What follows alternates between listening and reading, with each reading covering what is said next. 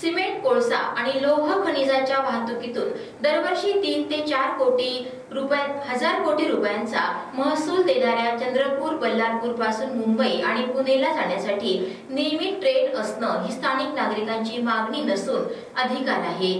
पुणे किंवा मुंबईला शिक्षण तसंच नोकरीसाठी जाणारे या भागातील हजारो युवक, त्यांच्या आई-वडील आणि व्यवसाय निमित्त जाणारे व्यापारी तसंच इतर सर्वसामान्य नागरिकांना या अधिकारापासून गेले अनेक वर्ष वंचित ठेवणाऱ्या रेल्वे प्रशासनाचा धिक्कार करण्याकरिता जनविकास सेनेने धो-धो पावसात आंदोलन केलं।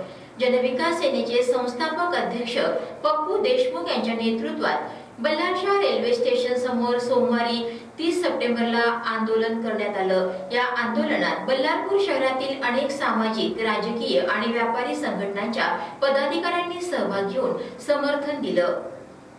मुंबई पुणे नियमित रेल्वे गाडी सुरू करणे आणि रेल्वेने बंद केलेल्या Sevagram link express, Ballarpur Bhusawal passenger train, तेलंगणातून येणाऱ्या भाग्यनगरी, रामगिरी, काजीपेट, नागपूर पॅसेंजर ट्रेन या जनहिताच्या गाड्या पुन्हा सुरू होईपर्यंत जनविकास सेनेचं जन आंदोलन सुरू राहील असा इशारा यावेळी पप्पू देशमुख यांनी दिला।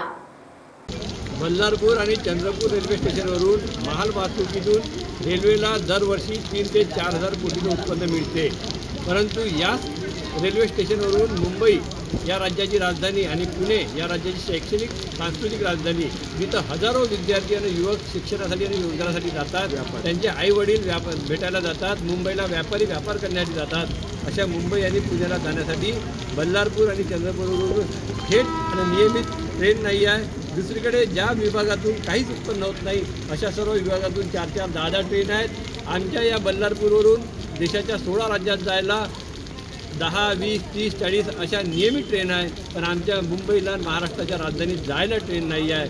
हा आमच्यावर अन्याय आहे। इथून नियमित ट्रेन सुरू करणे हे रेल्वे प्रशासनाचं कर्तव्य आहे आणि आम्ही 3,000-4,000 कोटी रुपयाचं उत्पन्न देतो, म्हणून तो आमचा अधिकार आहे।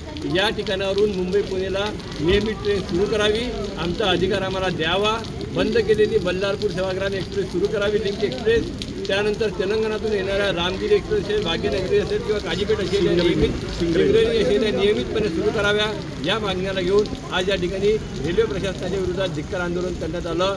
जर जनतेच्या मागण्यांची, जनतेच्या अधिकार देण्यासाठी जर विलंब लावला रेल्वे प्रशासनानं, तर यापुढे आम्ही वेळ आल्यास त्यांची माल वाहतूक रोखून धरू, याची पूर्ण जबाबदारी रेल्वे प्रशासनाची असेल। हा इशारा आम्ही या ठिकाणी या धिक्कार आंदोलनाच्या माध्यमातून रेल्वे प्रशासनाला देत आहोत।